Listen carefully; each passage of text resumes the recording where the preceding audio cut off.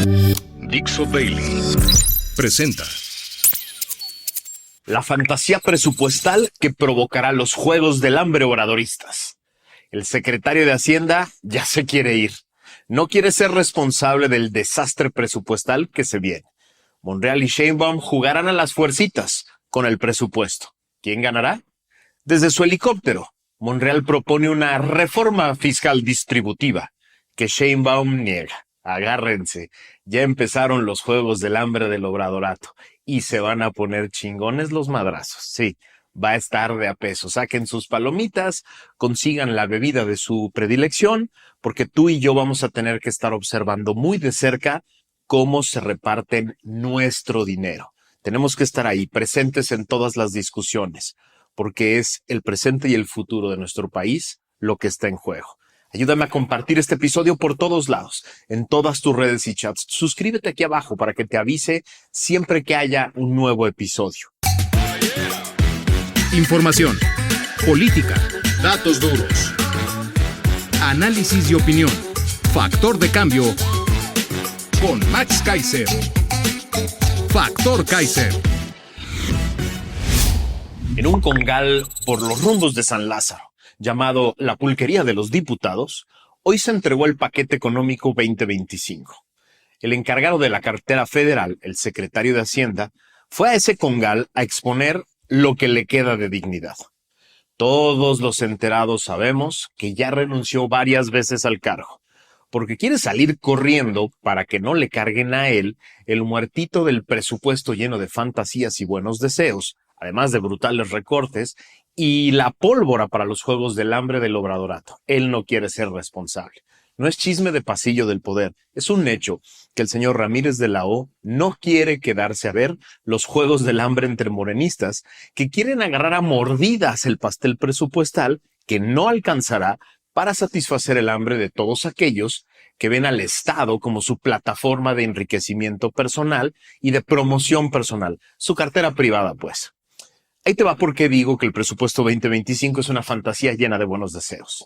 El 2 de octubre de este año nos enteramos de que en la última fotografía del ánimo de los especialistas del sector privado, obtenida por Banco de México, recabada todavía en la administración anterior en septiembre, se muestra un nuevo ajuste a la baja en su pronóstico de crecimiento del Producto Interno Bruto, el PIB, para este año y para el próximo, así como una ligera corrección a la baja en la expectativa de inflación para 2024. En la encuesta recabada a fines de septiembre, se anticipaba que la economía mexicana registraría un avance de 1.45% desde el 1.57% del PIB que tenían en agosto. Para el primer año del gobierno de Claudia Sheinbaum se anticipa un avance solo del 1.28%, que contrasta con el 1.48% que esperaban el mes pasado. El 9 de octubre de este año, el Banco Mundial también bajó su expectativa de crecimiento del PIB mexicano para 2025 a 1.5%. El 22 de octubre de este año, el Fondo Monetario Internacional aseguró que la economía mexicana se debilitaba claramente y bajó su expectativa de crecimiento del PIB para 2025 en México a 1.3%. El obradorato no le cree ni al Fondo Monetario Internacional, ni al Banco Mundial, ni a los especialistas en economía.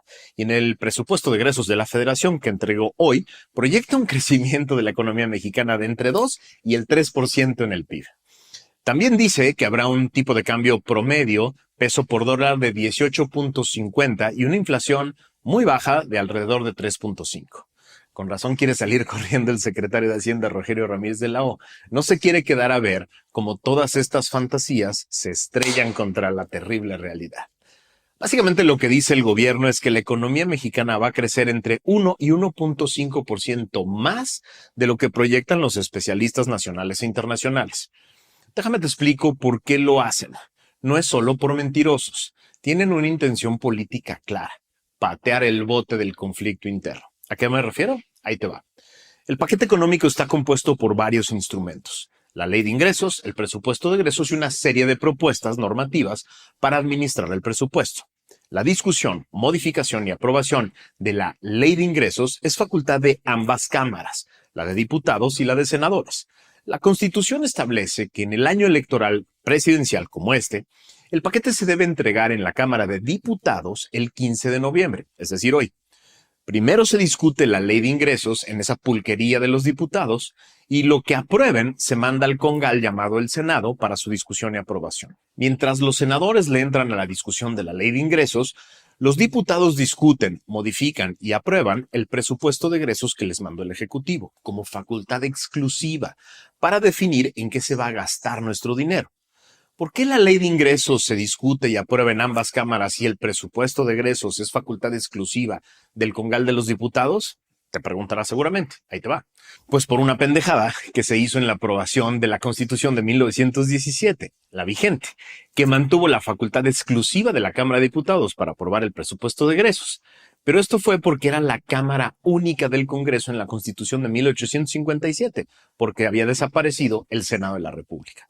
Ese error nunca se corrigió. Y así, somos el único sistema presidencial bicameral del mundo que discute los ingresos y los egresos del Estado en dos instrumentos diferentes, en dos órganos diferentes. Esto ha generado todos los desmadres que te puedas imaginar. Como por ejemplo, que el Senado modifique los cálculos de la ley de ingresos sobre los que es el dinero que se va a obtener, mientras los diputados ya se repartieron el pastel en el presupuesto de egresos con el cálculo anterior. Eso ya pasó, ¿eh?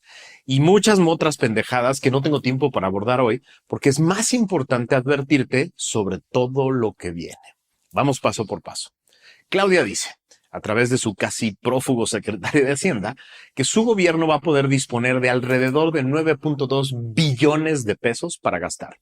Alrededor de 8 billones los obtendrá de la recaudación y el restante será déficit o deuda. Estos cálculos felices los hace con base en varios factores importantes de la economía, como el crecimiento del PIB, la inflación, las tasas de interés y el tipo de cambio. La primera reacción de la mayoría de los economistas serios el día de hoy, a los que leo cotidianamente, es que esos 4 factores en el presupuesto de egresos de la Federación 2025 son muy poco realistas, demasiado optimistas. El gobierno cree que la economía tendrá un gran año y el PIB estará por encima del cálculo de los especialistas. La inflación será más baja de lo que ellos calculan, el superpeso seguirá siendo un superpeso y rondará los 18.50 pesos por dólar, hoy amaneció en 20.3, y la tasa de interés andará por ahí del 8%. Seguro me dirás, bueno, pero los economistas siempre se equivocan en sus proyecciones. Y sí, siempre tienen una explicación de por qué no se dieron sus proyecciones. El problema es que si se equivoca el secretario de Hacienda, las consecuencias directas en el presupuesto son gravísimas. Me explico. Si se equivoca por ser demasiado conservador y pesimista, no hay pedo, porque al obtener más dinero, porque la economía se portó mejor de lo esperado, es el Santa Claus que reparte más lana a todo el mundo y todo el mundo feliz. Pero si se equivoca al revés, por ser demasiado optimista y se recauda menos de lo esperado, le tiene que quitar dinero durante todo el año a diferentes órganos del Estado o adquirir más deuda de la proyectada. Los gobiernos más responsables en las últimas décadas preferían pecar de conservadores y pesimistas para no generar falsas expectativas y no tener que afectar la operación del gobierno durante el año, si no se cumplían las proyecciones. Y así, problemas, pero de arranque. Mejor pasar un largo trago amargo durante la aprobación del presupuesto que miles de tragos amargos recortando presupuesto durante el año. ¿Por qué Claudia decidió hacerlo al revés? Mi intuición me dice que quiere patear el bote del conflicto interno entre los hambreados morenistas que ya salivan con la repartición del pastel morenista. Mejor que se atasquen con los cálculos felices, repartiéndose dinero que no existe, a tener que enfrentar la furia de todas las tribus que forman su movimiento hoy, por decirles desde hoy que ya no hay dinero para repartir. Dicho de otro modo.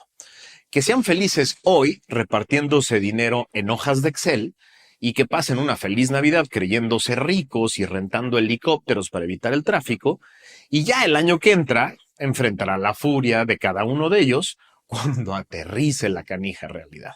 Así, en los próximos días veremos a Monreal y a sus minions en el congal de la pulquería de los diputados repartirse dinero ficticio en documentos llenos de errores y falacias, mientras Claudia le reza a todos los santos para que la recaudación el año que entra no sea mucho menor a la que se va a aprobar.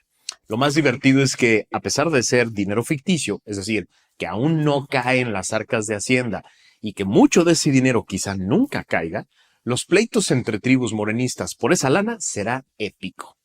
En un primer vistazo al proyecto nos enteramos hoy, por ejemplo, de que el gasto en inversión física bajará 12.7%. Es decir, la inversión que produce riqueza y desarrollo va a caer 12.7%. El tren militar de la región Maya se atasca 40,000 millones de pesos nuevos de inversión para que viajen 6 pasajeros por operación. Es dato duro y oficial. La Secretaría de Salud recibe la terrible noticia de que contará con 34,000 millones de pesos, menos que este año, porque hay que acabar de construir el capricho del señor de Claudia. Sí, el trenecito militar. Sabemos también que la señora Sheinbaum no piensa tocar la buena voluntad de quienes la llevaron al poder y seguirá la fiesta de los miles de millones de pesos en programas sociales que no tienen transparencia, no tienen metas claras ni rinden cuentas a nadie. Las Secretarías de Seguridad Pública, de Defensa y Marina también recibirán el año con brutales cortes presupuestales, porque al fin de cuentas la seguridad está a toda madre, ¿no? En medio de todo esto, que apenas es el principio de los Juegos del Hambre, Monreal ya vio que este pastel es muy chiquito para tener felices a todas las tribus y ya propuso una profunda reforma fiscal redistributiva. Dijo desde su helicóptero rentado que cuesta alrededor de 80,000 pesos por vuelo. La señora Sheinbaum le contestó que no lo escuchaba por el ruido de las hélices y que no era cierto que habrá reforma fiscal. En medio de esto, la agencia Moody's le bajó la perspectiva de la calificación crediticia de la deuda soberana de México de estable a negativa. Y para aumentar el optimismo, Trump anunció esta semana varios nombramientos en su gabinete de personajes ultraconservadores que ven con muy poco cariño a México. Uno de ellos, Marco Rubio, el senador cubano-americano de Florida, que será el secretario de Estado, el equivalente al secretario de Relaciones Exteriores de México. Rubio dijo, hace no mucho, que López Obrador había entregado gran parte del territorio mexicano al crimen organizado. Así lo dijo, tal cual, es cita textual. La destrucción del Poder Judicial tiene muy nerviosos a los inversionistas, que tienen detenido el dinero porque dicen, yo pago por ver primero. Este es el entorno en el que el secretario de Hacienda dice que es propicio para el crecimiento y la inversión. Ándele pues. Así, te recomiendo que saques tus palomitas y la bebida de tu elección, porque los Juegos del Hambre obradorista están por comenzar. Una producción de Dixo.